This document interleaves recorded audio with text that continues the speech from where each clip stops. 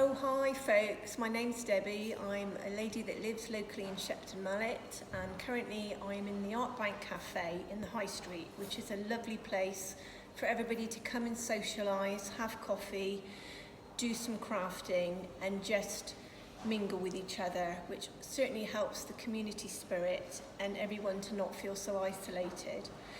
As we all are aware, the COVID-19 pandemic has been awful for the majority of people, and it's a time now for us all to reflect on how it's affected us, but also how as a community coming together is so important to support other people during this difficult time.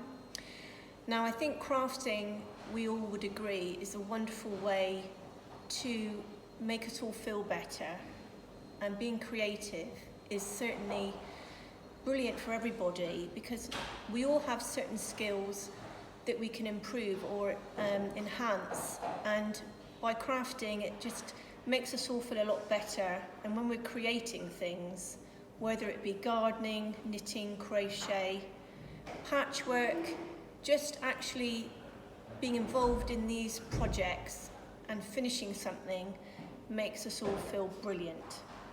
So I would just like to share my story with you.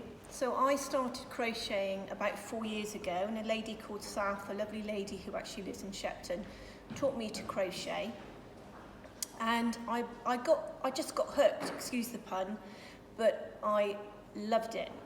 And it took a lot of time and perseverance and patience to grasp crochet, but I can assure you, once you get going and you learn the basics, the world is your oyster, and you can go on to actually create some lovely garments and items in crochet.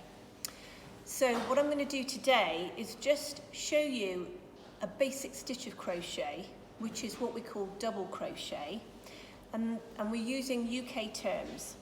So what I've done is I've crocheted what we call a chain of stitches. So what you'll see here is a chain of stitches, which is our foundation row. And what I'm going to do is I'm going to complete double crochets into this foundation chain, which will basically be the first row and the first crochet row. So what I'm doing in these stitches is what we call a double crochet. So my hook's going into this first stitch, I'm pulling the yarn over, I then have 2 stitches on my hook, I'm pulling the yarn over and pulling through all 2 loops to create that double crochet stitch. So what you will see there is one of the double crochet stitches completed. So you work from right to left, and again you just insert your hook into the stitch, yarn over, pull through a loop, and then you'll have 2 loops on your hook, yarn over, pull through 2 loops, and your stitch is complete. And I just continue across this row to the end, and then once I've finished, that is my row completed. And then what you would do is you would then turn your work and repeat what you've just done. You would chain 1 at the beginning of the row to make sure that the row and the line is straight. So this sample of what I'm showing you here is going to be a scarf.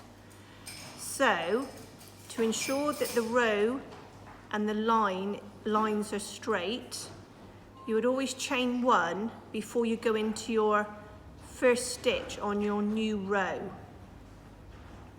And the number of chains that you complete is based on the width of the garment that you're making. So if you want the scarf to be a bit wider, you can chain more stitches. If you want it to be not as wide, you can chain less stitches, which is what we call your foundation chain.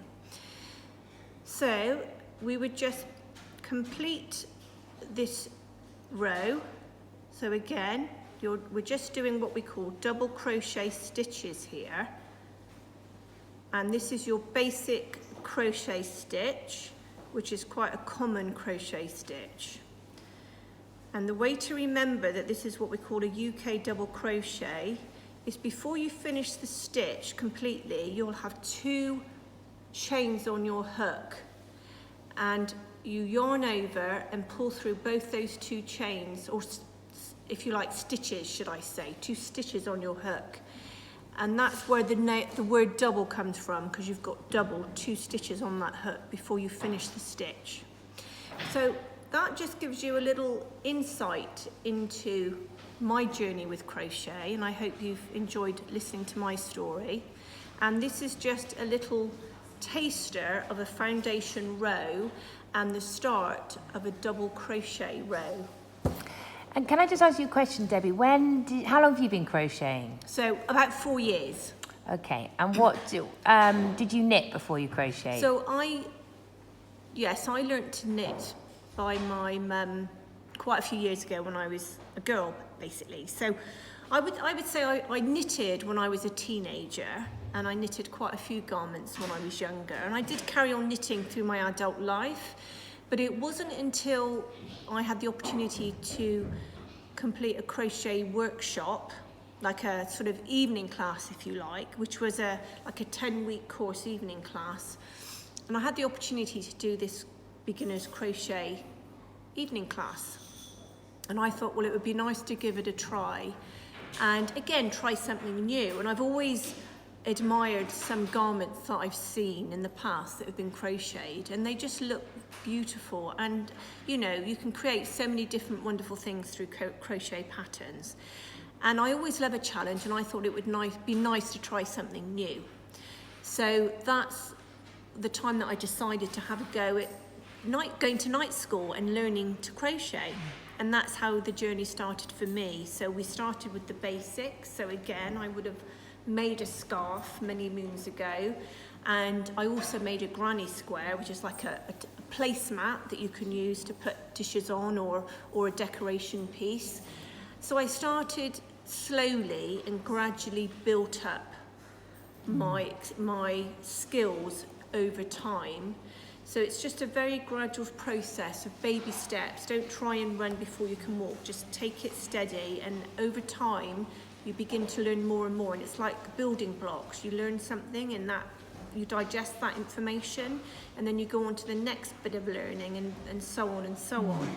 And then eventually you'll be able to then buy a crochet magazine and actually read a pattern. But again, that will take time to understand how to read a pattern. So it's just little baby steps. And what is it you like about crocheting? Well, I love creating something and actually making a garment of some kind. So I love to be creative. I love to feel I'm actually doing something worthwhile with my spare time. I also find it very relaxing, and it is actually quite meditative. And they say, don't they, that knitting is good for you, good for your mental health. Again, it has this meditative effect. So your brain is relaxed, but there's this element of repetition, whether it's crochet you do or knitting. It's an element of repetition where you're having to partly concentrate, but you're actually partly relaxed at the same time. So I just think it's fantastic for people to have this sort of pastime, partly because it's relaxing and it's brilliant for your mental health. And it means that you're actually only focusing on one thing at a time, and it allows you to forget everything else that's going on in your life, and you can just be creative and make something and just forget about everything else going on whilst you're crocheting. And can we have a look at what you're working on at the moment? Yes, certainly. Please. So I'm making a shawl at the moment, which I'm quite excited about. So this shawl that I'm making is in cotton yarn. So I'll just show you. This is my crochet book. So I often buy a monthly magazine. This is the new one that's come out called Crochet. So it's a fairly new magazine.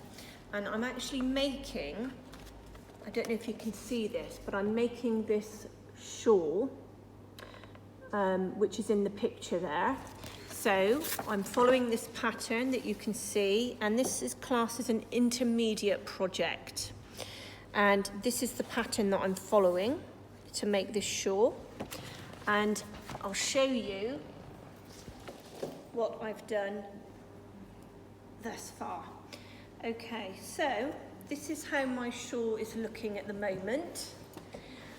So as you can see, it's quite an intricate piece, and this is with cotton yarn, which is quite fine. It's 4-ply cotton yarn, and I'm using a 3mm hook to complete this project. So it's quite a fine piece of work. So the finer the work, the smaller the hook you'll use. So I would say that with cotton yarn that's fairly fine, you're probably going to be using a 3mm hook. Depending on the thickness of the yarn will depend on the hook size that you actually use.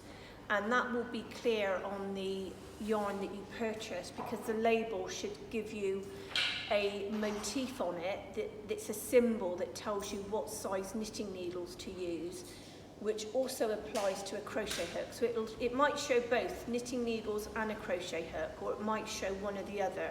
But whichever you're doing, whether it's knitting or crochet, the size is the relevant size for the hook or the knitting needles. So that gives you a bit of inspiration as to what you can aspire to make the more experienced you become. So this project's a challenge for me, purely and simply because it's taken quite a while to complete, because the yarn is quite fine and it's quite an intricate piece. But I'm probably halfway through, so I should have that one finished, I would say, within the next couple of weeks. And this is what the yarn looks like. So you'll see it's quite fine yarn that I'm using here, which is in like an antique pink colour, which is lovely. So I hope you've enjoyed my little tutorial today and journey of how I've got into crochet, and I hope it's helped to inspire you all to try something new. Thanks very much.